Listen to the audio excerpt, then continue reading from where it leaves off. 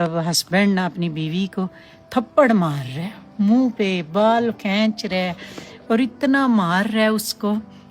वो बदबख्ता, तुझे नहीं पता इस मुंह पे उसके माँ बाप ने कितना प्यार किया होगा, किस लाडू से पाली होगी वो बेटी, जिसको तू ऐसे मार रहा है जैसे उसका कोई वाली वारिस नहीं।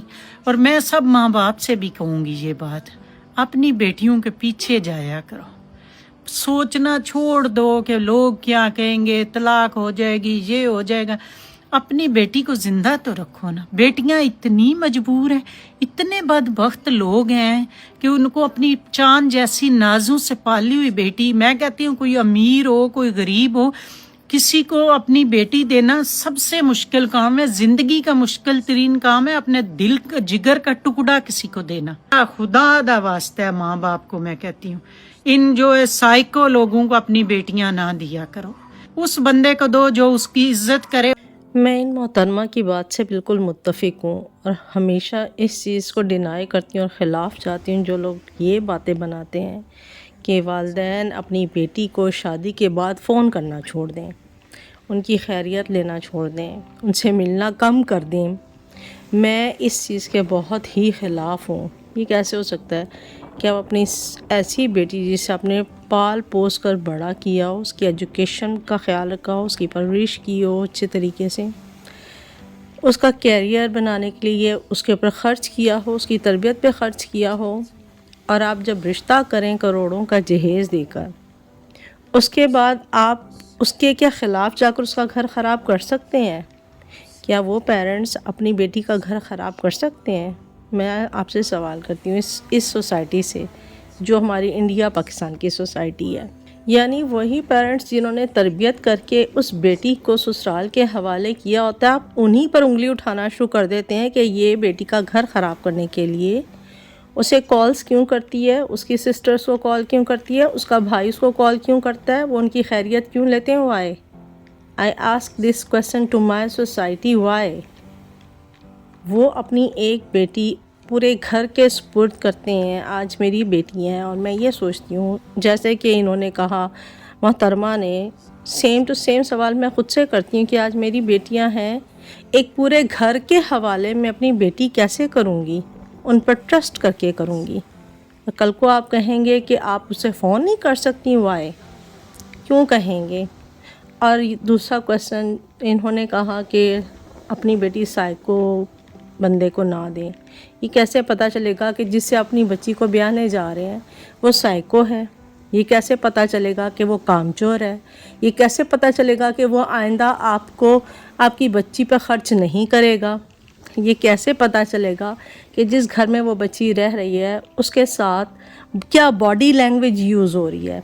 एक ज़बान से बोलना होता है ना, ज़बान से टॉन्ट करना, बदतमीज़ी करना, शाउट करना, हाथ उठाना, एक चौथा हथियार भी यूज़ किया जाता है हमारी सोसाइटी में जिसे मेंटल टॉर्चर कहते हैं और जिसे बॉडी लैंग्वेज का यूज़ करना कहते हैं। कैसे पता चलेगा कि आप अपने कैमरास नस्ब करवाएंगे फैमिलीज़ अपनी बच्चियों के घरों में ये चीज़ चेक करने के लिए? वो वहाँ पर फिर आप 5 साल के लिए अपनी बेटी को छोड़ देते हैं कि बसने की कोशिश करो, बसने की कोशिश करो, जो है आप उसको बर्दाश्त करो। इतना अरसा वो सहती रहे, कैसे पता चलेगा कि वो बंदा साइको था, कामचोर था, वो अपनी बीवी को कहीं रिस्पेक्ट नहीं देता, जब तक कि वो उसके साथ रहेगी नहीं। इतने वो उसके साथ रहती है, इतने वो 2 3 4 बच्चे भी हो जाते हैं, फिर कहते हैं 10 साल के बाद हमें हमारा प्यार नहीं मिला। ख़ास तौर पे मर्द हज़रात at the end of the day कहते हैं हमें हमारा प्यार नहीं मिला जो हम चाहते थे। तो इसका क्या सलूशन है?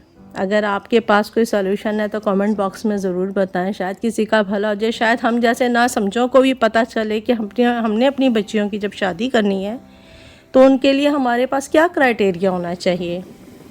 अपनों में करें, गैरों में करें, देखे हुए लोगों में करें। आप अपनी फैमिली में कई बरस अपनी फैमिली मेम्बर्स के साथ रहते हैं, समटाइम्स हम उन्हें भी नहीं समझ पाते, हम कई बार उन्हें भी नहीं समझ पाते, तो आप गैरों में करें, कैसे पता चलेगा कि he is the right person? हाँ, प्लीज़ खामोश ना रहें। अगर किसी के साथ ही मिसहैप्स हो रहे होते हैं پیرنٹس سے نہیں کہنا چاہتے، خود سے احتجاج ضرور کریں، اسے ایکسیپٹ نہ کریں۔ آج آپ چھوٹی غلطی کو ایکسیپٹ کر رہی ہیں یہ کہہ کے کہ میں عورت ہوں، مجھے یہ سہنا ہی سہنا ہے۔ کیوں سہنا ہے آپ کو؟ آپ کے رائٹس برابر کے اللہ تعالیٰ نے آپ کو دیا، ایز این ہیومن بینگ بھی۔ آپ کیوں سہیں گی؟ آپ کیوں نہیں بولیں گی گھر کے اندر کہ میرے ساتھ یہ غلط ہو رہا ہے؟ اس کے لیے آپ کو، مجھے پتہ ہے اس کے لیے ہماری سوسائٹی کو پے کرنا پڑتا ہے، ہمیں اس گھر میں اس کے اگینسٹ ہمیں کچھ نہ کچھ برداشت کرنا پڑے گا۔ پر اگر صحیح کہنے کے لیے کچھ چھوٹا موٹا برداشت کرنا پڑتا ہے تو کریں، ہو سکتا ہے آپ کی نیکسٹ نسل کو کچھ اچھا ملے، آپ کی بیٹیوں کے لیے کچھ اچھا ہو۔ سیکنڈلی، میں ہمیشہ کہتی ہوں لڑکیوں کو اپنے پیروں پر کھڑا ہونا چاہیے۔ یہ واحد سیلری ہے، یہ واحد تنخواہ ہے، واحد فائنینس ہے جس کے لیے ہم خواتین کو بہت کچھ برداشت کرنا پڑتا ہے، جو ہم ڈیزرو نہیں کرتی۔